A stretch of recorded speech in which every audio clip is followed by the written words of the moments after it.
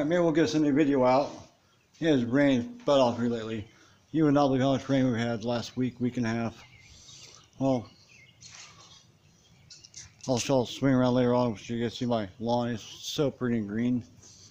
But I want to tell you all about something. I was using this string right here before. I found something that beats that. This stuff right here, Aneleolife trim line. I got the .05 or 105, whatever it is. I don't know if y'all can see that or not. This stuff right here. My employee and I, we usually go through three rolls of string a week in our heads of our weed eater. We went through one whole roll this week, maybe two. So right there, that's saving a lot of money right there.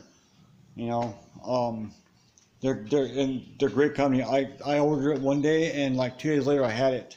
It was on a previous video. I don't know if you guys seen it or not, but it's really, really good stuff. Let